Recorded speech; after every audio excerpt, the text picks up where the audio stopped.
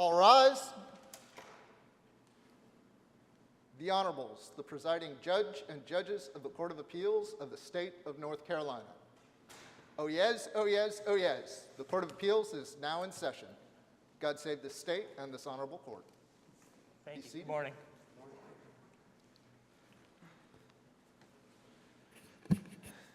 Thank you, Mr. Soar. Good morning and welcome to the North Carolina Court of Appeals. I am the head of panel today. I'm Hunter Murphy. To my right, Judge John Airwood. To my left, Judge Jefferson Griffin. Did you switch it to senior? Or? No, just either Griffin? one's fine. Okay. And we are here in the case regarding public records request to DHHS, file number 21495, and we will be with the appellant.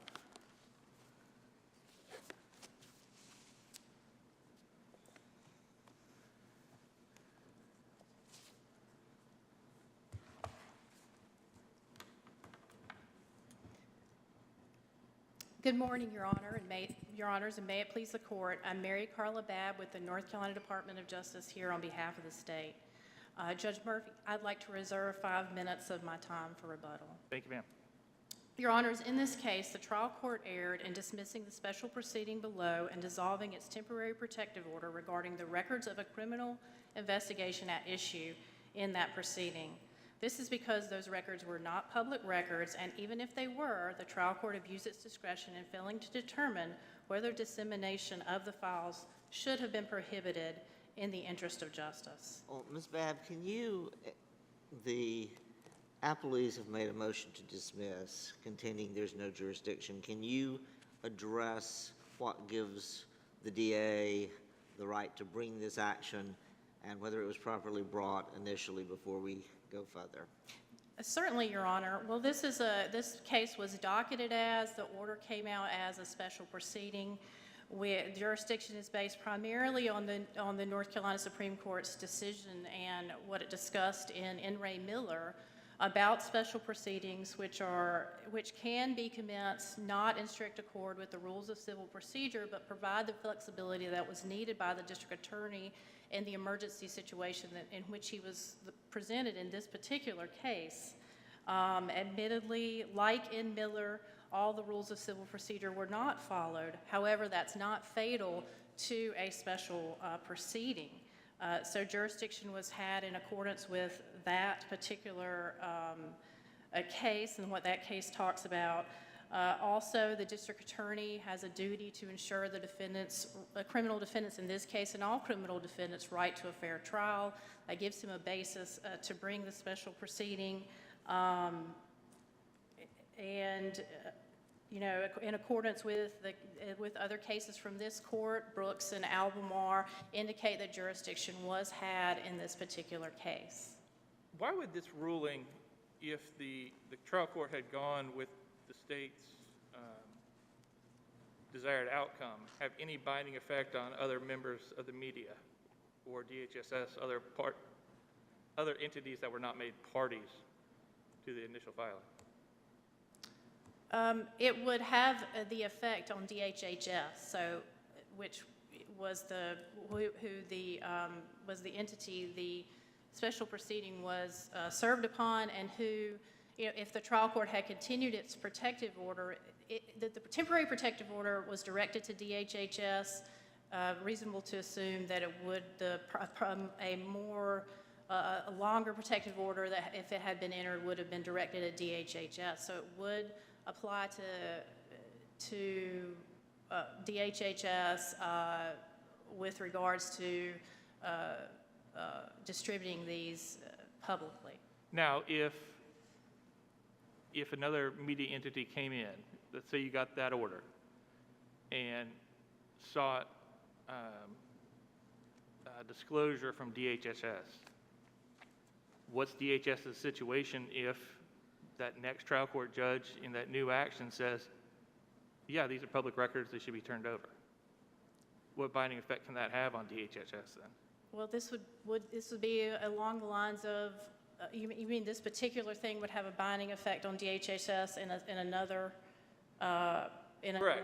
So say the Mountaineer goes and says, We want to have these records as well. We weren't in this initial thing for Winston-Salem. DHSS has this order saying we can't disclose this. The Mountaineer's not going to be bound by that decision.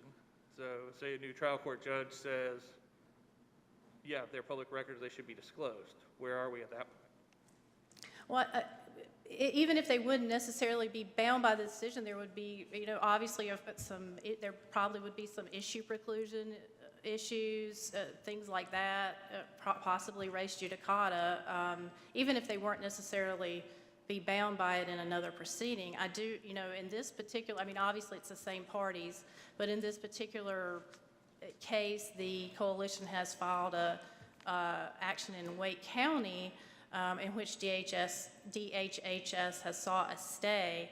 I do believe they had a hearing. I don't know what the results of that were. So they obviously, at least in another action, obviously the same parties feel that they are bound by this. They are bound by the temporary protective order that this particular court said was to stay in place as this appeal moves forward. I guess the issue I have is more or less same issue and concern I had in Washington County is why isn't this just an advisory opinion, because it can't bind DHSS in something that somebody else may bring. And the legislature set up a process for members of the public, members of the media, to seek disclosure in an individual pattern which would bind that party and that dispute between the record custodian. So isn't that part of the reason that we have a statute that sets up a mechanism for someone to seek public records, not for a declaratory judgment or special proceeding that these are or are not public records? Well, this was not an advisory opinion. There was a concrete thing sought, a protective order sought. It was not it was not in the lines of what Washington said. Extended the scope of the trial court's jurisdiction there to issue an advisory opinion. In that particular case, what you had was you had a situation where it was going to have to be a case-by-case basis whether something is material impeachment for the purpose of Brady. Here, if the trial court had done the right thing and decided these were not public records, it would preclude other situations. In other situations where other parties sought the records, either by virtue of just completely being bound by it or by some sort of issue preclusion or something along those lines. How would binding somebody that's not a party comport with our due process standards? I'm sorry, Your Honor. How would binding an entity or a person that's not a party comply with due process if there could be any preclusion effect? Well, I have not, that was not an issue brought up here. I do believe even due process would account for something like preclusive issues, res judicata, things like that. I can just say, all I can say to that is that was not an issue that has been brought up in this particular case. If we granted the appellee's motion to dismiss the appeal, we would just have the trial court order still out there. Wouldn't that cause a res judicata or collateral estoppel issue for the state in the pending Wake County litigation? If you granted the motion to dismiss, then it will be null and void, and it's like nothing like this happened at all. So far as this particular litigation that's going on, there is of course a civil suit over these same records, but this would be null and void and would have no preclusive effect or nothing going forward.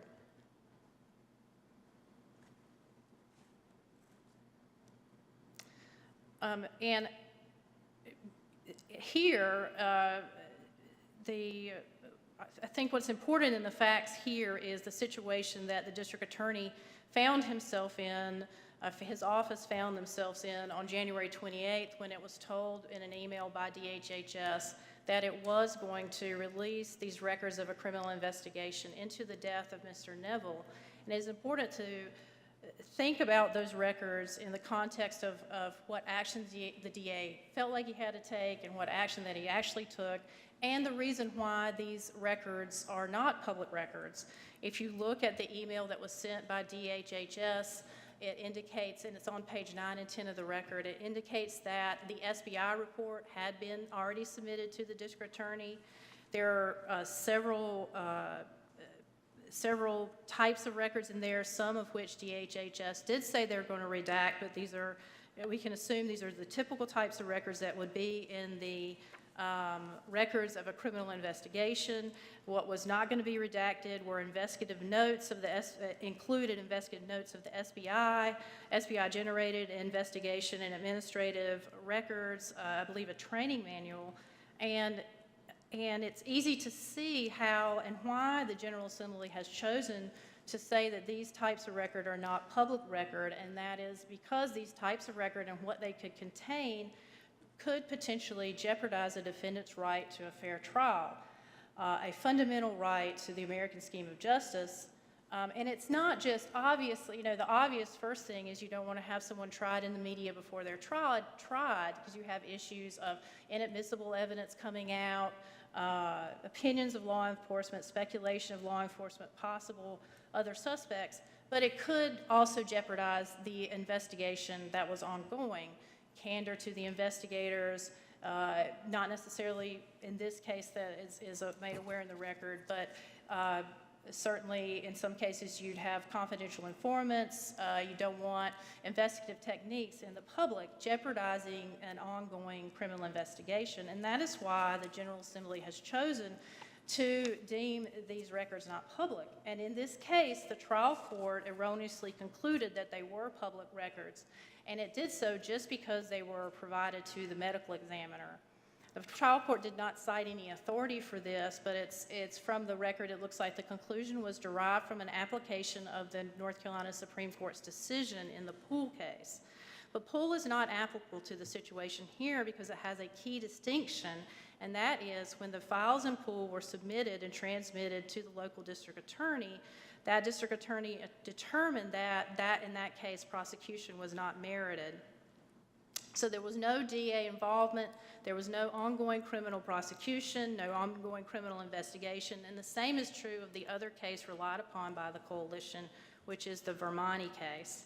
And there are 2 points in Poole the coalition points to as a linchpin as to why these records were not public records, and that is the court saying that when submitted to the commission in that court, they became the commission's records and subject to the Public Records Act, and that once made public, they are forever public. Well, we do know from looking at cases, a case from the North Carolina Supreme Court and a case from this court, that the courts have made some policy decisions not to extend Poole to situations similar to what we have in this case, where a district attorney is involved, there's a potential prosecution, and there's ongoing criminal investigation and prosecution. And that's the Piedmont Publishers and the Balog case. Neither of these cases are necessarily on all fours with what we have here, but they do give us some indication that... So would it be your position, like after the criminal prosecution is resolved, they're tried, whatever happens, that it would be something that they could disclose then? I think there's an argument to be made that if indeed Poole has some effect, because in Poole you did have an investigation, if Poole has some effect, then afterwards, if these things had been submitted to a public entity, then no, they would no longer be private or not public. But I think what the lessons of Piedmont Publishers and Balog is when there's an investigation ongoing, when there's an ongoing criminal prosecution, it's a game changer, and Poole doesn't apply in those situations necessarily. In Piedmont, you have records, transcripts, recordings in the possession of the Winston-Salem Police Department, which at the time was not exempt from the Public Records Act. They were in a similar situation to the medical examiner in this particular case. The court recognized Poole, said it cited Poole, and it said it does seem that nothing else appearing. Section 131 provides that the records at issue in the case are public records, which should be subject to inspection and copying, but there was something else appearing. There was a prosecutor, There was ongoing investigation, prosecution. There was Chapter 15A, which has now been incorporated into the Public Records Act as saying that a prosecutor's files are covered by that particular, those particular rules for criminal discovery. And so from Piedmont, even though in that particular case, those were records in the possession of an entity that was not exempt from the Public Records Act, the court said that, and they were sought from the Winston-Salem Police Department. They were not sought from the district attorney in that case. The court said they were not subject to public inspection and copying. Let me ask a question real quick about criminal investigations. I'm sorry if you need to finish Judge Griffin's question. I'll give you a little bit more time. But when does a criminal investigation end in North Carolina, given we have no statute limitations on felonies? You know, somebody could be convicted today, 20 years from now, the Innocence Commission decides that the person didn't do it. Somebody new could be charged in that case based on that criminal investigation. So what's the timeline? I don't. What would be a hard and fast rule or even a gray area rule that we could apply to when a criminal investigation is over or not? You know, even in Poole, even though the DA there decided they weren't going to press charges, if it's a felony case, I mean, the current elected DA could go ask for a grand jury indictment this morning. Well, what I can say is, looking at cases like Piedmont Publishers and Blog, those cases are clearly indicating like the criminal investigation that is ongoing prior to a trial, and Blog a retrial. Blog essentially was like, we're gonna again make these not public records, even though they had been public records. So Poole's command that once public records, always public records, was not necessarily the case in that Blog case. So in both these cases, I'd say, like, these cases instruct that, you know, the most immediate part of the criminal investigation, if you will, would not be covered by Poole, and that's the situation we have in this particular case, and that is before the court. And, you know, moving on to the Blog case, in that case, the information that the media in that case saw was exhibits that had been public previously. They sought access to them, and they had been in one of the most public of public forums, which was court files. They had been reported on, so wide dissemination, and the court recognized this. The court recognized the newspaper's argument that Poole says once, you know, in the public, they lose all exemption status, and the court made a policy decision in that particular case that, okay, here they're returned to the DA for reinvestigation and preparation for retrial. To allow inspection at this point would frustrate the reinvestigation and renewed prosecution of a double murder case. And for all the reasons that have been cited, and they cite all the reasons that have been cited as to why these records should not be public and why these records are not public records. So again, these cases, neither of these cases are on all fours with what we have here, but they do instruct things about Poole, that Poole does not extend to situations where you have at least an immediate ongoing ongoing criminal investigation. We have an agency that holds the records that is similar to the Winston-Salem Police Department in Piedmont. You have the DA is interjected. You have an ongoing immediate criminal prosecution interjected. You have an ongoing criminal investigation related to that prosecution. And in that situation, the reading of Piedmont and Blog is that Poole just simply doesn't apply.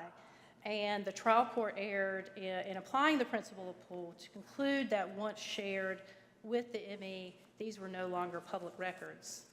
Ms. Babb, you mentioned in your argument the email from DHHS in the record, and as I look at that, I notice that also mentioned in there are these items in item 4 about body camera and other video recordings.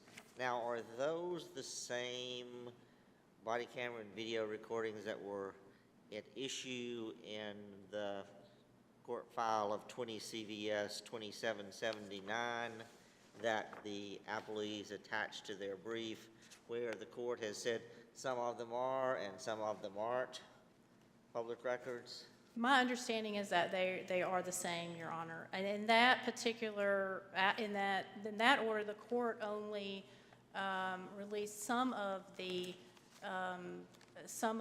recordings and not all of them. And and you were asking for all this to be sealed, but under our jurisprudence where one Superior Court judge can't overrule another, he couldn't have kept, in Forsyth County, they couldn't have kept that from being released, could they? I don't think he could, Your Honor, I agree with you. I don't think he could have kept what was released by the prior judge in the order. Those particular recordings, no, I don't think so. And secondly, the interpretation by the court, based on the language of the Public Records Act, in specific Section 132-1A, to deem these records to be public would lead to absurd results, which could not have been what the legislature intended.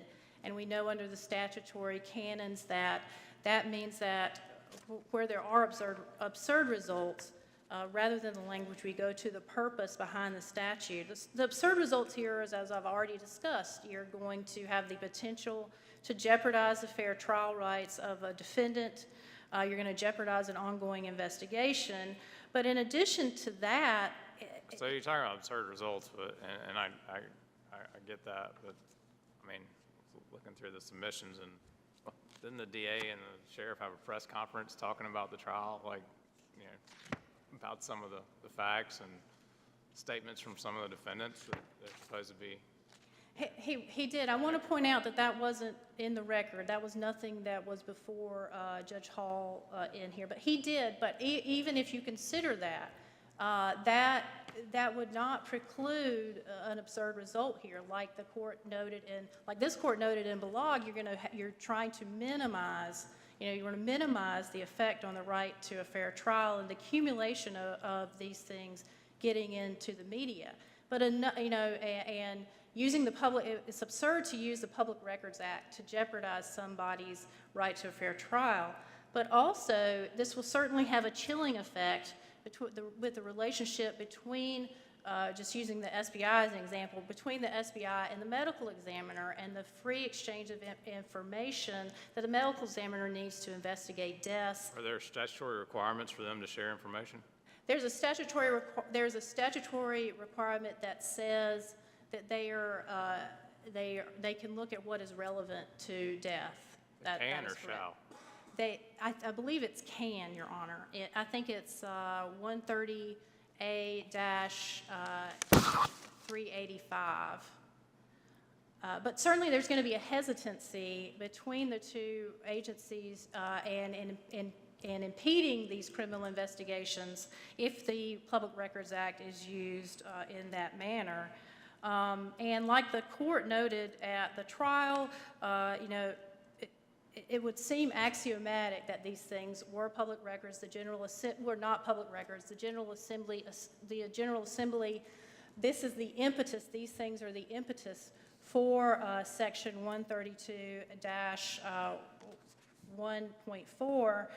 It's clear the General Assembly intended that they not be public records, and for the reasons that they would jeopardize defendants' fair trial rights and the right to an investigation. And we know that by looking at 132-1.4 itself, which in that particular case where the General Assembly has deemed certain records of a criminal investigation to be public, it does say that where a law enforcement agency can show that they would jeopardize an investigation or jeopardize fair trial rights, you can have a court order to keep them from being public. Let me ask you real quick about absurd results before we get too far from that. If the legislature decided the policy of this state was complete transparency and wanted to make every criminal investigation file, every police record, everything available for public inspection. Would that be violative of the constitutional right to a fair trial? I don't think a blanket violation, but certainly there could be arguments that certain aspects of it would be. I mean, there would certainly be a conflict there. You have to, it's certainly reading statutes, you don't want to have unconstitutional results. I think, yes, I think with regards to some records, in particular case, you'd have to look at a particular case, but yes, I do believe that could be the result there. And so I want to also make one point that the coalition has indicated that, there are other mechanisms for protecting the rights, such as change of venue or jury voir dire. Well, if the General Assembly thought they were sufficient, they would not have in 132 a mechanism for protecting otherwise public criminal records where they jeopardize defendants' trial rights and ongoing criminal investigations. And just because you have mechanisms, protection at the time of trial doesn't mean they shouldn't be protected before trial. Really quickly want to mention that the trial court also erred in not exercising its inherent power, and I will reserve the remainder of my time for rebuttal and ask the court reverse and remand here.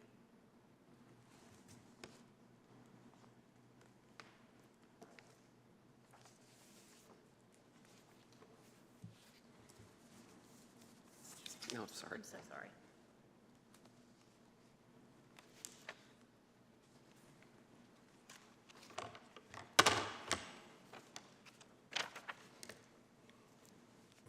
Good morning. May it please the court. My name is Mike Toddy from Stevens, Martin, Vaughn, and Toddy. With me today is my colleague Hugh Stevens. I will tell the court that I've been only practicing law for about 25 years, but mostly citing cases that Mr. Stevens was intimately involved in. Also with us today is our partner, Amanda Martin, another noted media attorney. We are willing to go where the court wants to go, and what I mean by that is I probably know more about the nuts and bolts of this particular matter and how it got here, and the companion matter with respect to the release of the law enforcement recordings. To answer your question, Judge Airwood, they were the same recordings. Judge Horn considered many of the arguments that the DA made here with respect to pretrial publicity and right to a fair trial and things like that, and found that they would not jeopardize a defendant's right to a fair trial. Well, found that certain of them would not. Exactly, and the ones that he released. Why aren't you bound by that when you're trying to get the records from DHHS? Why are you not bound by what you, and I'm not sure, but I think you probably are the person who brought this action on behalf of the News and Observer. I was, and Your Honor, it's an interesting, all of this is very interesting, and part of the reason that I'm up here is to explain how we got here. In June of 2020, we filed a petition under 132-1.4a, subsection G, to release the recordings that we were talking about. Same district attorney, same assistant district attorneys appeared in opposition to that. All the lawyers for the criminal defendants appeared in opposition to that and were permitted to speak. I was there, and sitting next to me was Danielle Battaglia from the News and Observer, who made one of the requests to DHHS which is sort of in this proceeding. During that hearing, we discussed that because I learned during the process that the entire SBI file had been given to the chief medical examiner, I said to Judge Horn, under the Poole case, all of this is already public record because it's been given over to a non-custodial law enforcement agency.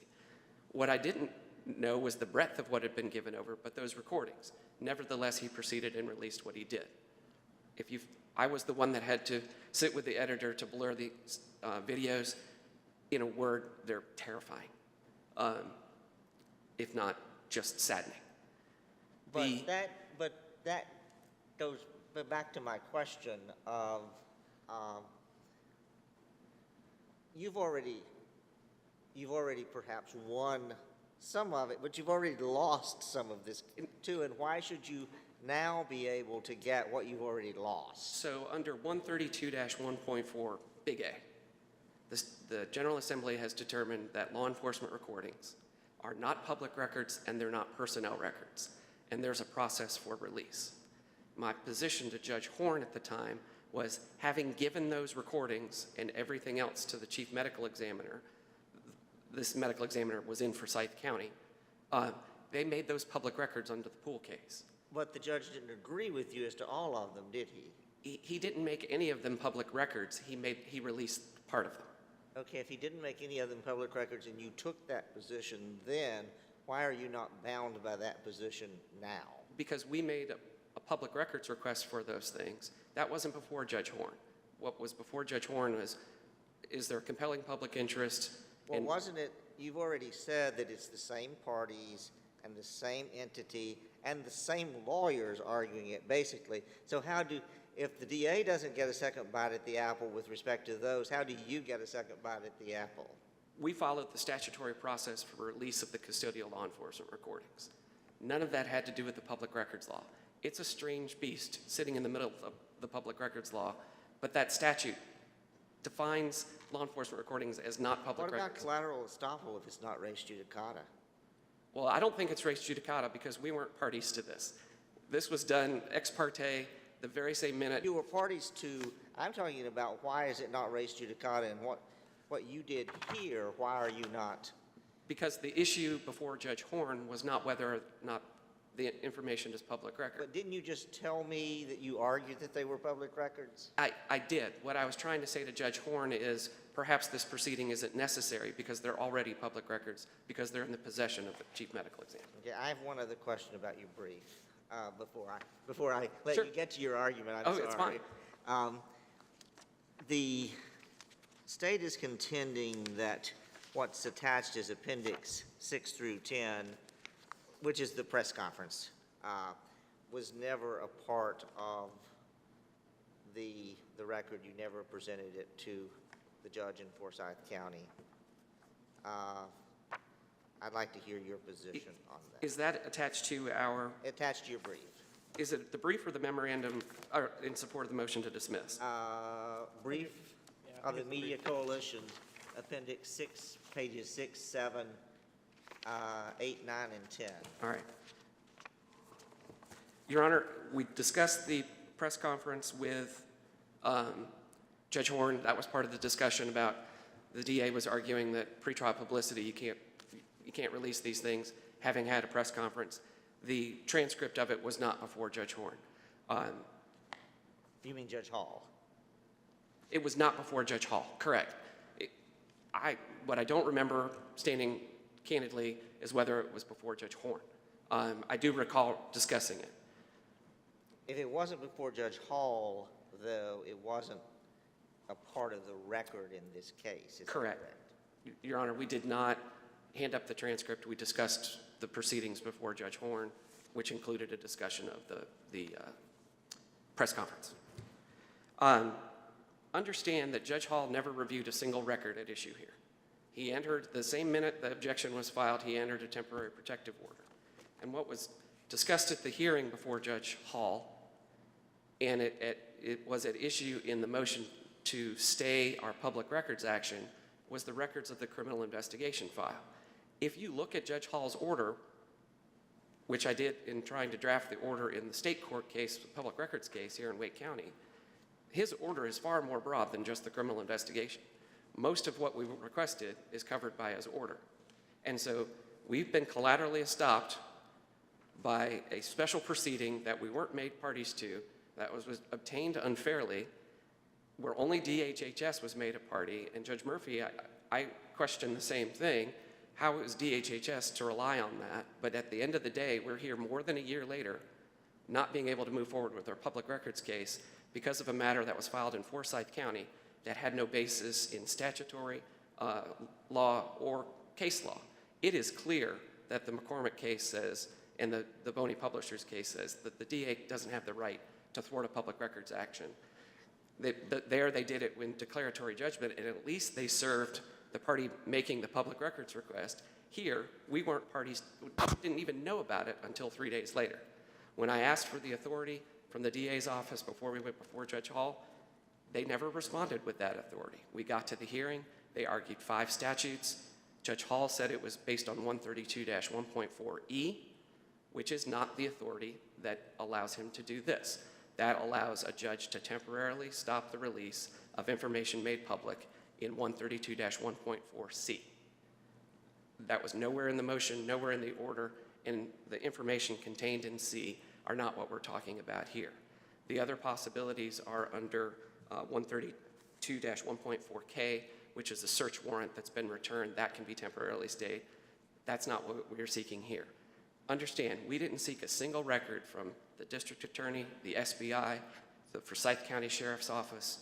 We asked for them from the Chief Medical Examiner's Office. But what you asked for from the chief medical, or what you're seeking from the chief medical examiner's office, or what you're wanting, is the entire SBI file. Isn't that correct? That's correct. And it sort of went narrow, broad, narrow in the public records requests that we're talking about. They're attached to our motion to intervene in this matter to get it dismissed. But, Your Honor, the record at page 20 is the exhibit that District Attorney O'Neill handed up at the hearing before Judge Hall, which is the document that transfers their entire file to the Chief Medical Examiner's Office. So it's the Media Coalition's position that once it leaves the SBI, regardless of what it contains, that and goes to the medical examiner, that you're entitled to it. That pool entitles you to that.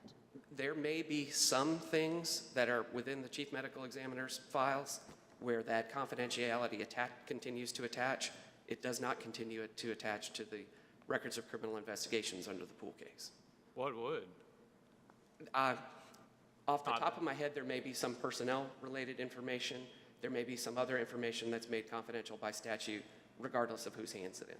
Now, Again, we haven't had the ability to have that discussion and argument with DHHS because of this particular proceeding. now pool was decided before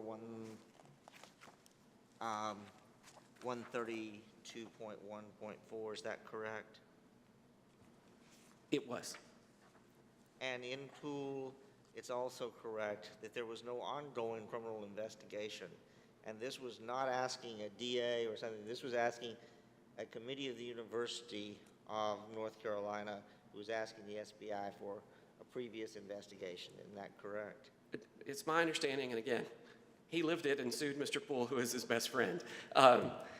It's my understanding that the Poole Commission was formed by President Spangler to look into NC State athletics, that they decided that the SBI would do the investigation. The SBI conducted, if I remember correctly, 160 interviews and did other investigatory work. And ultimately, those records were handed over to the Poole Commission. On behalf of the News and Observer and Mr. Stevens requested those records from the Poole Commission, and the Attorney General's office took the position, no, they are law enforcement records, you can't have them, and the Poole Commission ultimately determined, no, once they were handed over to the Poole, or the Supreme Court ultimately determined once they handed over to the Poole Commission, they were public records. It is a fact that there was no criminal proceeding and Colin Willoughby had decided not to prosecute the case. I don't see any fair reading of that case. That's the basis for the Poole decision. If you want to go into any more depth, I would defer. I guess, Sure. maybe something, isn't there a distinction between a, investigation into sports stuff and versus homicide? An active criminal, investigation versus a commission that's looking at sports impropriety or whatever? I don't know. I understand that there's a degree of seriousness, but there could have been a mechanism where they didn't just hand over this file to the Chief Medical Examiner's office, but that's what they did. And Do you think it's the legislative intent that they hand out, that the legislature intends for the DA to not cooperate with the medical examiner to help find the truth, and in this instance, they should have put another firewall or not cooperated or done something different? Two things on that. District Attorney O'Neill made that same point, and a public policy point. In the Poole case, the Supreme Court says that the General Assembly knows how to protect things if they want to do that, and cited some examples. And right after they did right after the Supreme Court said that, that's when they passed 132.14. Isn't that correct? Right, and where then, it says that records of criminal investigations conducted by public law enforcement and records of, are not, public records. right, and then several years later, cited Poole in the Vermonti case, indicating that Poole was still good law. And so I don't think that passage, Well, but that doesn't necessarily, Vermonti, are you saying that in Vermonti, the Supreme Court said that 132-1.4 doesn't apply? Is that what you're saying? Is that what they said? in Vermonti? no, I'm not. What I'm saying is that in Vermonti, they said that once the records of criminal investigation left the hands of the investigatory body, they became public records. And I think, And the definition of what is and isn't a public record from Vermonti and the then existing version of 131E95 from 1997 and the current version of 132-1.4 are very similar. They're not, I'm looking at B and it says, the proceedings of medical review committee, the records and materials it produces and the materials it considers shall be confidential and not considered public records within the meaning of 132-1. And then public records defined and shall not be subject to discovery or introduction into evidence in any civil action against the hospital or provider. So they were looking at very similar language to 132-1.4, correct? agree. And still using the Poole, basically what I consider custodian test. It's not about the record, it's about who has the record. Yes. And again, I said that to Judge Horn. It was a bit of a production in Forsyth County that day. Let's just put it that way. It was one of the first hearings we had live after the pandemic was set in. Everybody was very spread out. It was very hard to hear. And it was a little frustrating from a standpoint of I had my mask on and everybody else did and you really couldn't hear. And I was frustrated and I said, under the Poole case, this may not be necessary because the custodian left the custodial possession left the SBI and went to the chief medical examiner, making all of these recordings public records already, and whatever else was supplied to the chief medical examiner. I think you're right, Judge Murphy, that you look at the custodian, unless there's a statute that says no matter whose hands it's in, and the General Assembly has done that with a number of things. I think some personnel records are in that category. Assume that we don't think the Vermonti's interpretation of 131E95 carries over to the new statute. Can you get me there through the actual statutory language? Say that again, I'm sorry. Can you get me to the same result you want through the actual language of the statute without using Poole or Vermonti?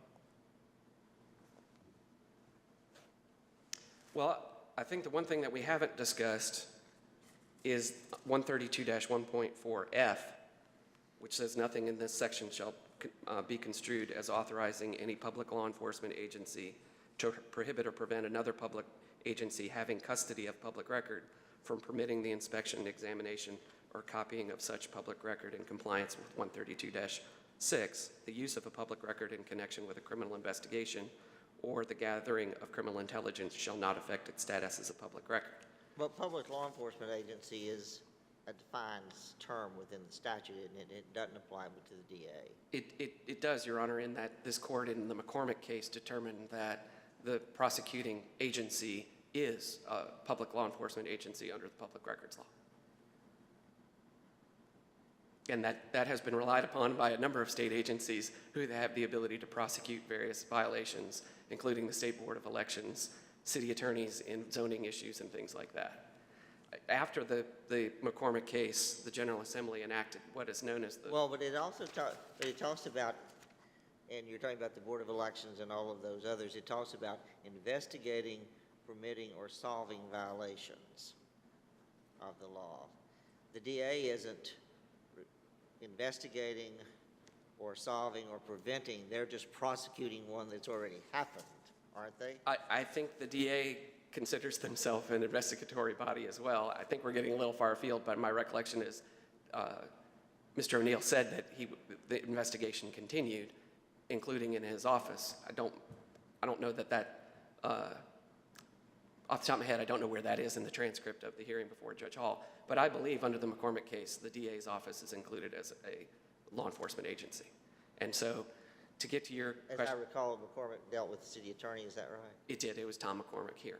To answer your question, I think that you look at the definition of the public records law, and it's the made or received in connection with the public business. And in this case, the chief medical examiner received the records in connection with doing the public's business of what medical examiners do, and thus they're public records. And I think it was Judge Griffin, you asked about the powers and not cooperating. The chief medical examiner under the statute that Ms. Babb mentioned has the power to subpoena records, to subpoena interviews, to do all sorts of things so that they can compel it. Well, if they compelled it, would it then be a public record once they got it? I think as under the current situation, it would be. If you recall at the time, and we discussed this with Judge Hall, in the middle of the night, the General Assembly passed a statute that would make records of criminal investigation in possession of the chief medical examiner confidential, regardless of where they were, and Governor Cooper vetoed that. And we discussed that with Judge Hall, and I handed up the copy of SB 168, I think it was. And so that was the status of the matter before Judge Hall, and I think that's why he made this go away. You all asked about what would happen if you dismissed this appeal. Our basic position in front of Judge Hall, while we argued the merits of are these public records or not, was this is a matter that was not even close to being properly filed, properly served, properly before the court. We were completely excluded from the process. There's no verified complaint or affidavit supporting an injunction. There's no explanation of why we weren't given, why he couldn't possibly give us notice. And it appears from the record, including the documents that the state has attached, that beginning on January 13th, 2021 through the 28th, they were trading emails back and forth about what they would and wouldn't produce to us. We were completely not privy to any of that. And so this order was entered ex parte at the same minute that the objection was filed, and we found out 3 days later after 6 o'clock. That is not the way you go about doing this. If the district attorney is interested in these records and preventing their release, he can seek to participate in the Wake County action.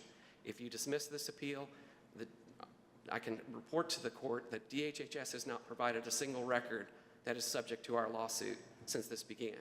When Judge Hall dismissed the special proceeding, as you can see from the record, I sent that order and a request that the information be immediately produced and never got a response. We will have to go through the DHHS's position that is attached to the objection and vet through all of that. But that's the process that the General Assembly set up and that McCormick and the Boney Publishers case established, which is we get to pick the forum and only we can bring the fight about a public records action. And that's what we've done. And so if you dismiss this case, that's exactly what will happen. That process can go on. The DHHS can decide whether it's going to provide us with those records or we're going to have a fight about them, and a Superior Court judge is going to have to make the decision. Can you talk to me a little bit about how you get around the Henry Miller case and this idea of inherent authority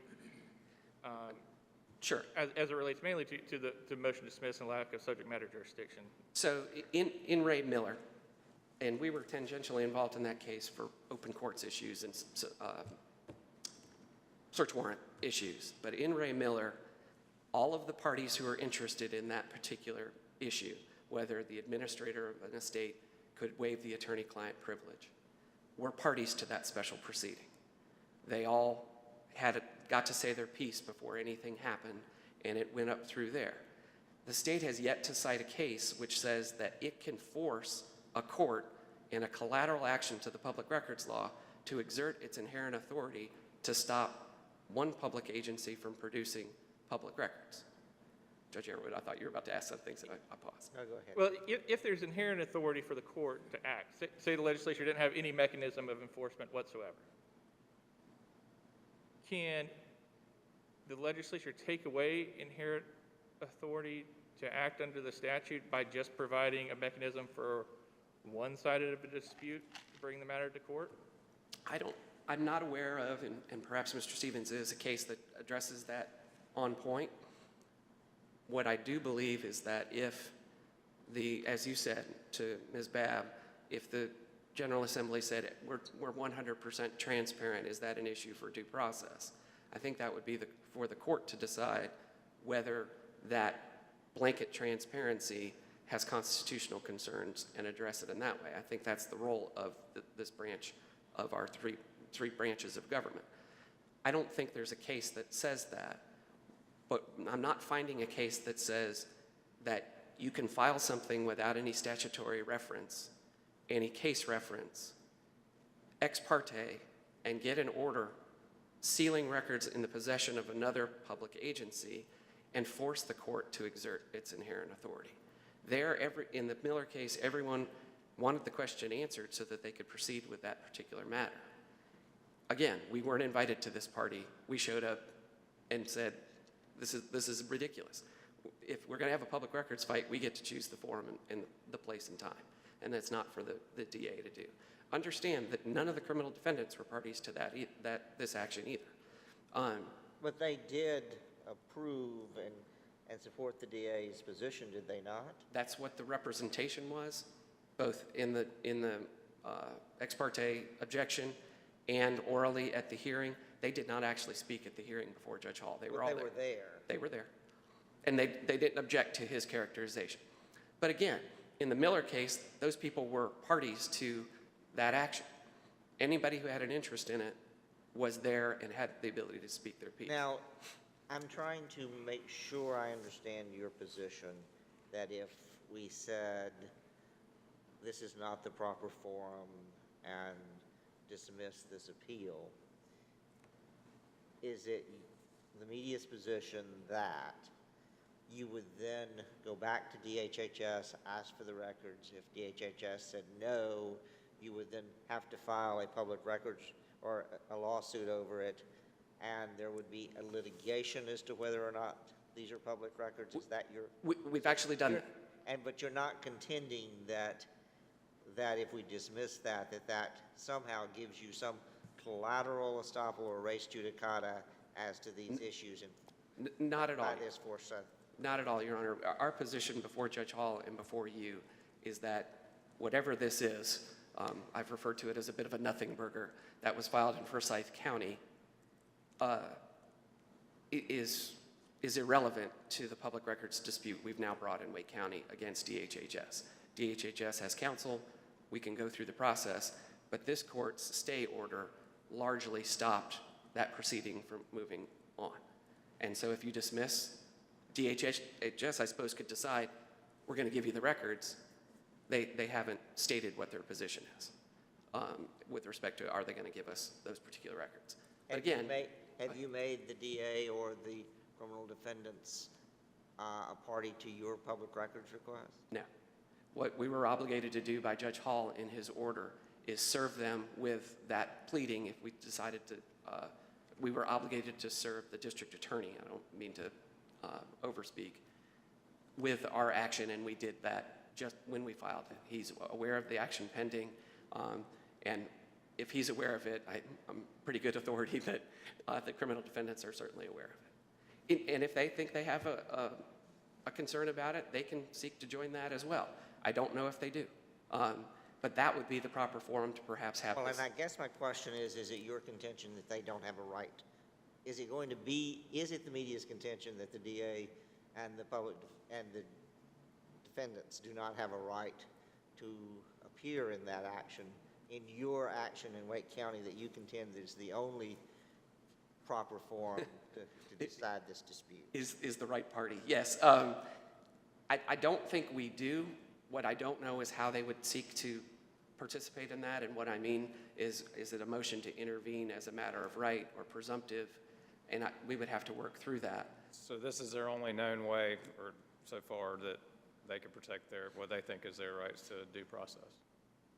Well, so far, the criminal defendants haven't done anything other than say their lawyers say that they joined it. They appeared with the DA at their hearing, right? Right, and they appeared at the law enforcement release hearing as well, and actually did speak and address those issues, and still Judge Horn released pertinent recordings. Are the attorneys in the criminal matters appointed by IDS, or are they privately retained?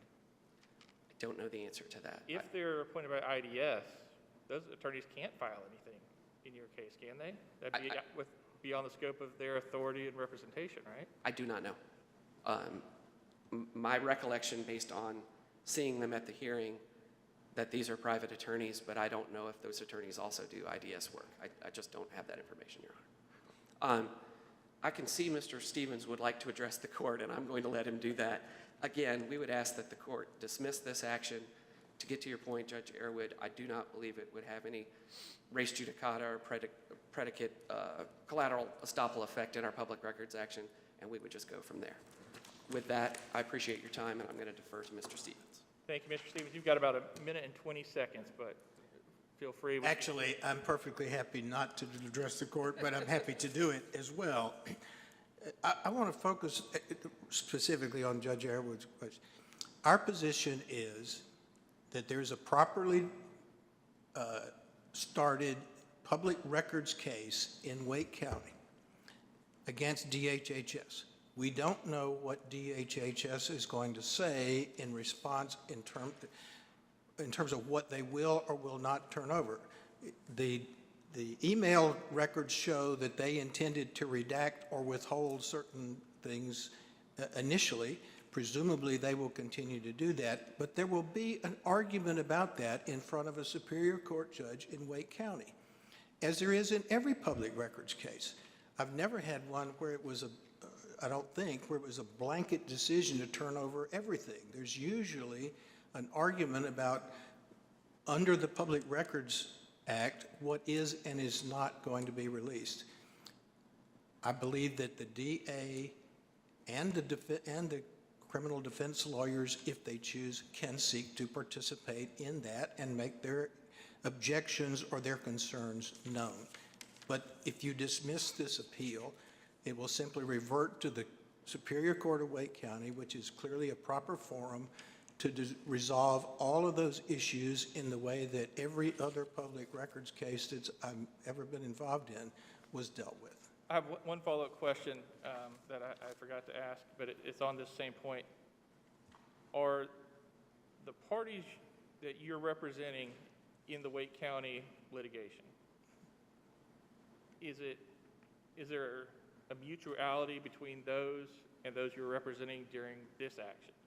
They're the same. They're all exactly the same, no more, no less. Correct. That's correct. It's a coalition formed for the specific purpose of seeking this batch of records from this particular agency, i.e. DHHS. Thank you, sir. Thank you for your time and for your attention. Ms. Babb? You've got just under 5 minutes, but we'll give you a little bit of extra leeway on that as well. Thank you, Your Honor. I did want to correct the coalition's attorney, Mr. Tachi, corrected it for me, but I did look it up. The section is about the medical examiner is 130A-385A, and it does say, so I want to correct something I said. It says authorized to inspect. The medical examiner is authorized to inspect all physical evidence and documents which may be relevant to determining cause and manner of death. I still maintain, like DA O'Neill said, that this would still chill the relationship between medical examiner and law enforcement, which is important, notwithstanding that they are authorized to inspect those records. Well, if we dismiss this appeal and dismiss this appeal, dissolve the stay, how is it a fact that the DA can appear in the public records action that's currently pending here? I believe he can, Your Honor. I mean, that has not necessarily been, I can tell you, not discussed. I haven't looked into it, but from what I know about, intervenor law, I believe that he could. Then why is the standard public records procedure that we normally follow, why is that not the proper procedure as opposed to the procedure that is here, which you admit did not follow all the rules and regs of the, so why is that not, no one is losing any rights if we dismiss this, are they? But, well, what I'll say to that is, at the time that the DA filed this, the coalition had not filed a Public Records Act. And just because that provides an avenue for them to get public records does not mean there's also an avenue for the DA to protect these records, to protect the right to a fair trial.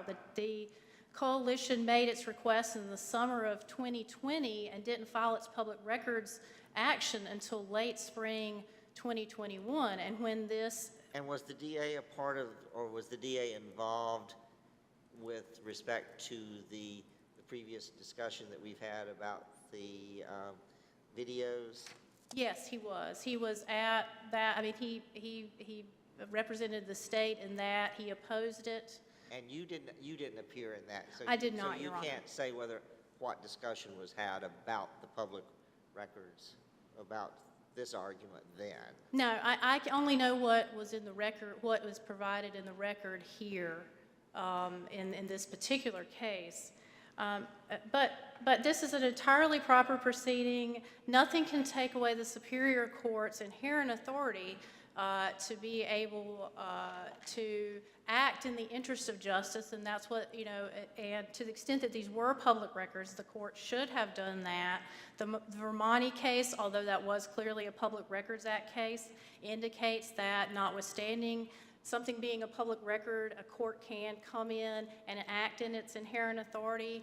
And the court, you keep talking about that the court could act in its inherent authority, but let's get back to what what we're talking about here. What the court actually did was the court dissolved the stay and dismissed your client's proceeding and declined to, in its discretion, do what your client asked, didn't it? Well, it did not use its discretion and do that. So the failure to exercise its discretion was in itself an abuse of discretion, which is error. That's what we're contending here, and that's, I believe, the Myers v. Myers case cited in our brief. This is, you know, after in the post-judgment hearings, the court, in fact, recognized its error and talked about how it should have done that. But that's our contention. It did not exercise its authority. The failure to exercise authority that a superior court has is in itself an abuse of discretion, is what it should have done here. And for the reasons stated in the brief, the state's brief, and stated here at oral argument, we would ask that you reverse the order below and remand the case to the Superior Court. I've got one more question. Judge Griffin, do you have anything else? I'm sorry. Was there any type of injunction bond required of the DA or the state? I do not believe, I don't think so. There's nothing in the record on that, Your Honor. Thank you. All right, we will consider this case submitted. Mr. Stewart? All rise.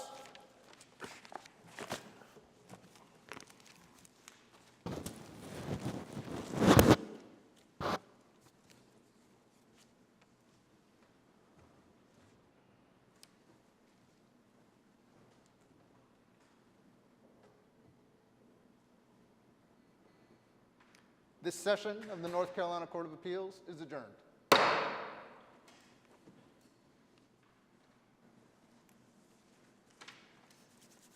Great job.